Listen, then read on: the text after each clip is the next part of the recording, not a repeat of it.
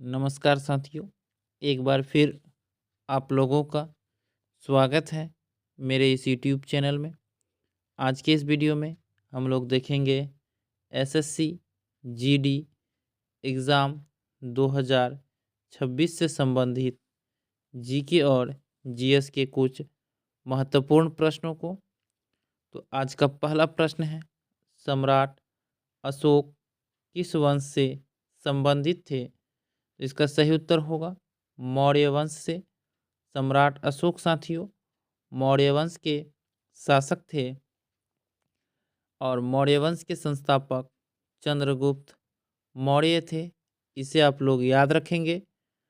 और चंद्रगुप्त मौर्य जो था, इन्होंने ही मौर्य वंश की स्थापना की थी। अगला प्रश्न है प्रश्न नंबर 2। प्रश्न नंबर 2 कह रहा है, अशोक के शासनकाल में तीसरी बौद्ध संगीति कहाँ हुई? तो साथियों आप लोगों को पता है कि 4 बौद्ध संगीति हुई थी। प्रथम बौद्ध संगीति राजगिरी में हुआ था, दूसरा वैशाली में, तीसरा पाटलिपुत्र में और चौथा साथियों कुंडलवन कश्मीर में हुआ था। तो यहाँ आपसे पूछ रहा है कि अशोक के शासनकाल में तीसरी बौद्ध संगीति कहाँ हुआ था? इसका सही उत्तर होगा पाटलिपुत्र में। ऑप्शन नंबर सी इस प्रश्न का सही उत्तर होगा। अगला प्रश्न है साथियों प्रश्न नंबर 3। प्रश्न नंबर 3 कह रहा है, दिल्ली सल्तनत की स्थापना कब हुई? इसका सही उत्तर होगा 1206 में। 1206 में साथियों दिल्ली सल्तनत की स्थापना हुई थी। 1206 से लेकर 1526 तक के कार्यकाल को दिल्ली सल्तनत कहा जाता है। अगला प्रश्न है प्रश्न नंबर 4। प्रश्न नंबर 4 कह रहा है साथियों कि अलाउद्दीन खिलजी किस वंश का शासक था? तो आप लोग बताएंगे कि अलाउद्दीन खिलजी किस वंश के शासक थे? गुलाम वंश, खिलजी वंश, तुगलक वंश या लोधी वंश? तो इसका सही उत्तर होगा साथियों कि अलाउद्दीन खिलजी जो थे वह खिलजी वंश के शासक थे। ऑप्शन नंबर बी इसका सही उत्तर होगा। गुलाम वंश के संस्थापक साथियों कुतुबुद्दीन ऐबक थे। दिल्ली सल्तनत का पहला वंश गुलाम वंश ही था, जिसके संस्थापक कुतुबुद्दीन ऐबक थे और इन्होंने ही कुतुब मीनार की नींव रखी थी। कुतुबुद्दीन को लाख बख्श के नाम से भी जाना जाता है। इसे भी आप लोग याद रखेंगे साथियों। और दिल्ली सल्तनत का अंतिम वंश लोधी वंश था। अगला प्रश्न है प्रश्न नंबर 5। प्रश्न नंबर 5 कह रहा है, बाजार नियंत्रण नीति किस सुल्तान ने लागू की?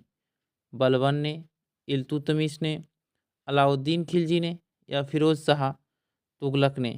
तो इसका सही उत्तर होगा कि बाजार नियंत्रण नीति जो है वह अलाउद्दीन खिलजी ने लागू किया था। ऑप्शन नंबर सी इस प्रश्न का सही उत्तर होगा। चलते हैं साथियों प्रश्न नंबर 6 की ओर। प्रश्न नंबर 6 कह रहा है, इंडियन प्रीमियर लीग आईपीएल की शुरुआत किस वर्ष हुई थी? इसका सही उत्तर होगा वर्ष 2008 में साथियों इंडियन प्रीमियर लीग आईपीएल की शुरुआत हुई थी। वर्ष 2025 के विजेता टीम साथियों रॉयल चैलेंजर्स बेंगलुरु है। इसे भी आप लोग याद रखेंगे। बेंगलुरु जो है साथियों आईपीएल में अब तक पहला खिताब जीता 2025 में। चलते हैं प्रश्न नंबर 7 की ओर। प्रश्न नंबर 7 कह रहा है, ऑस्ट्रेलियन ओपन किस सतह पर खेला जाता है? तो इसका सही उत्तर होगा साथियों कि ऑस्ट्रेलियन ओपन जो है वह हार्ड कोर्ट पर खेला जाता है। ऑप्शन नंबर सी इस प्रश्न का सही उत्तर है। अगला प्रश्न है प्रश्न नंबर 8। प्रश्न नंबर 8 कह रहा है साथियों, फ्रेंच ओपन किस देश में आयोजित होता है? तो इस फ्रेंच ओपन का आयोजन जो है साथियों फ्रांस में होता है। ऑप्शन नंबर बी इस प्रश्न का सही उत्तर होगा साथियों।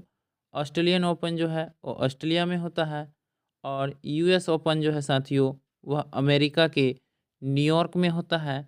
इसे भी आप लोग याद रखेंगे साथियों। चलते हैं प्रश्न नंबर 9 की ओर। प्रश्न नंबर 9 कह रहा है, निम्न में से कौन सा ग्रैंड स्लैम वर्ष का पहला ग्रैंड स्लैम होता है? French open, Wimbledon, US open या ऑस्ट्रेलियन ओपन? तो इसका सही उत्तर होगा साथियों कि ऑस्ट्रेलियन ओपन जो है वर्ष का पहला ग्रैंड स्लैम होता है। ऑप्शन नंबर डी इसका सही उत्तर होगा साथियों और यह जनवरी महीना में होता है। इसे भी आप लोग याद रखेंगे। चलते हैं प्रश्न नंबर 10 की ओर साथियों।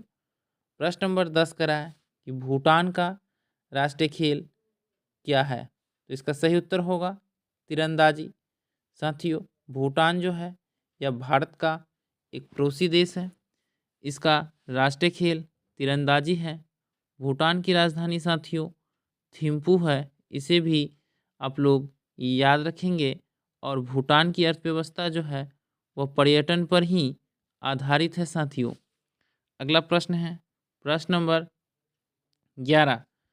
प्रश्न नंबर 11 कह रहा है सेबी की स्थापना कब हुई थी? तो इसका सही उत्तर होगा 1988 में सेबी की स्थापना हुई थी। प्रश्न नंबर 12 है साथियों कि सेबी का मुख्यालय कहाँ स्थित है?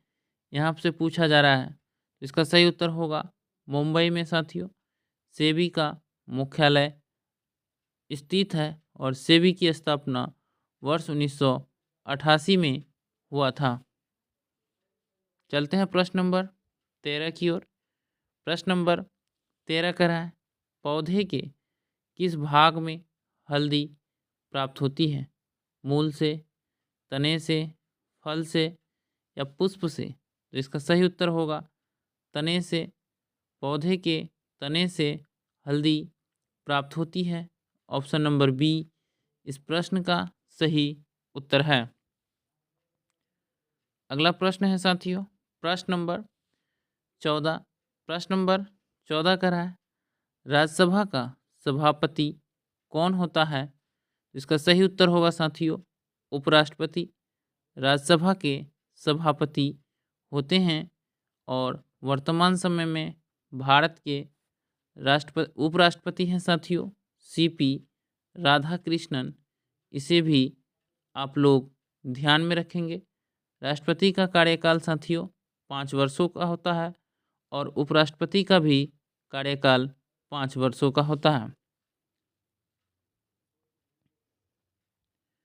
प्रश्न नंबर 15 कह रहा है विश्व की सबसे लंबी नदी कौन सी है? तो इसका सही उत्तर होगा नील नदी विश्व की सबसे लंबी नदी है और यह अफ्रीका महादेश में बहती है।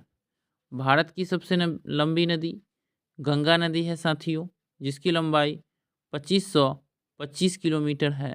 इसे भी ध्यान में रखेंगे। प्रश्न नंबर 16 कह रहा है मानचित्र में नीले रंग द्वारा किस भाग को दिखाया जाता है? इसका सही उत्तर होगा जल को। मानचित्र में साथियों नीले रंग द्वारा जल को दर्शाया जाता है। प्रश्न नंबर 17 का है जॉर्ज पंचम का दिल्ली आगमन कब हुआ था?